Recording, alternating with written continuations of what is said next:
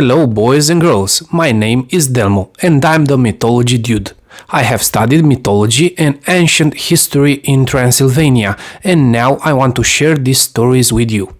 Today's lesson will cover up vampires, the famous Count Dracula and his connection with Transylvania and the ruler Vlad Dracula.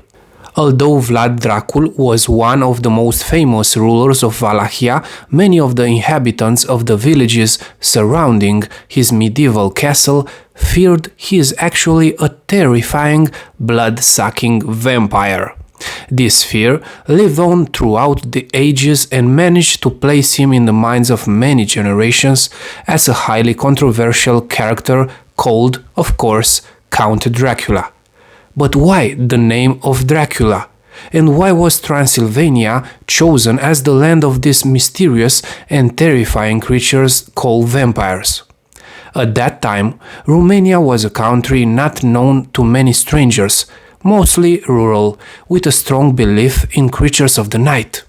A country that still preserved alive the memory of one of its most feared leaders, Vlad the Impaler.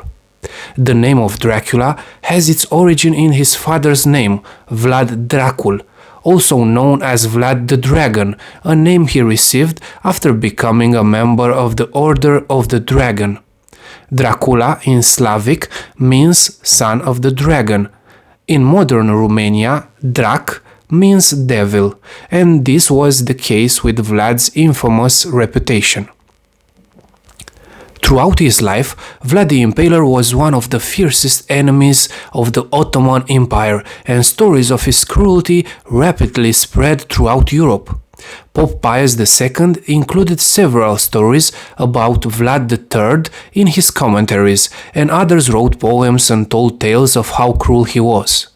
In Romanian history, he is known as Vlad Tepes, and he is called the Impaler because his favorite method of execution was impalement, of course. The most famous act of Vlad the Impaler is one he performed during the Ottoman invasion of Wallachia in 1462. Mehmed II raised a fierce army of more than 115,000 people, which is said to be second in size only to the one that occupied Constantinople.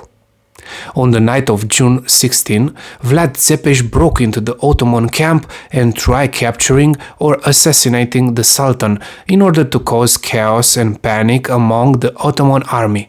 However, his attack failed, because they confused the tents and assassinated two viziers instead. When Mehmed entered Târgoviște in June, the town they found was deserted, but instead they found a forest of 20,000 men, women and children all impaled, with their bodies decaying and birds nesting in their entrails.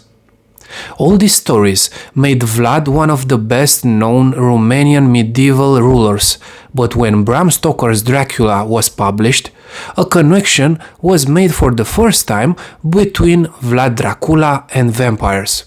Thus, the famous Count, who Bram Stoker initially named Count Vampire, came into existence under the name of Dracula.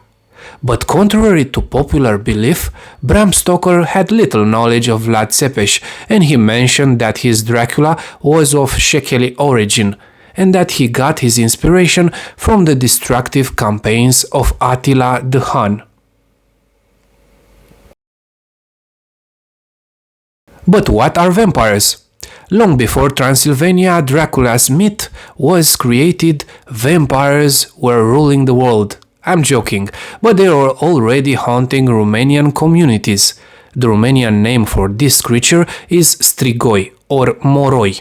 Analyzing the origin of the most common used one, strigoi, we can get a glimpse, an idea about his meaning. We can relate strigoi to crying that can be heard when the creatures wander around. And is this really a coincidence? Transylvania vampires are usually divided into two groups, dead or alive. The legends tell that alive vampires have two souls. One of them can leave the body in search of blood and victims. However, don't move the body. The soul will not be able to find his way back. And we don't want them haunting around Transylvanian castles, do we? You can spot dead vampires at full moon. They rise from their coffins in search of fresh blood. Also, notable is the local history according to which they meet with werewolves and fight them.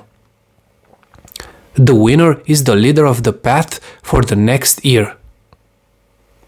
Sounds fair and bloody, like many legends from Transylvania and Romania that we will discuss next time. Also, according to popular folklore, there are several signs that prove the presence of a vampire in rural Romanian communities. For example, if a lady vampire is around, strigoi in Romanian, there will be drought. On the other hand, sun showers prove that a strigoi is getting married. Poor groom. Other Romanian superstitions involve cattle dying from unknown reasons. In addition, peasants get suddenly ill. Likewise, it's easy to see why vampires are not ideal neighbors, and they are not welcome. Identifying Transylvania vampires is a different challenge for rural areas. For instance, the general belief is that only those born on a Saturday can recognize them. Don't ask why. As for the inspiration for Dracula's castle, things are not that certain. Many believe that the medieval Bran castle played an important role, while others argue that it was actually Poenari castle who inspired Bram Stoker. And while vampires may not be real, one thing is for sure. Stoker's Dracula became one of the most representative images of the rich and authentic Romanian folklore, a true ambassador of all the Carpathian vampires, a Romanian vampire with Irish roots. I'm Delmo, the Mythology Dude. Don't forget to share and subscribe.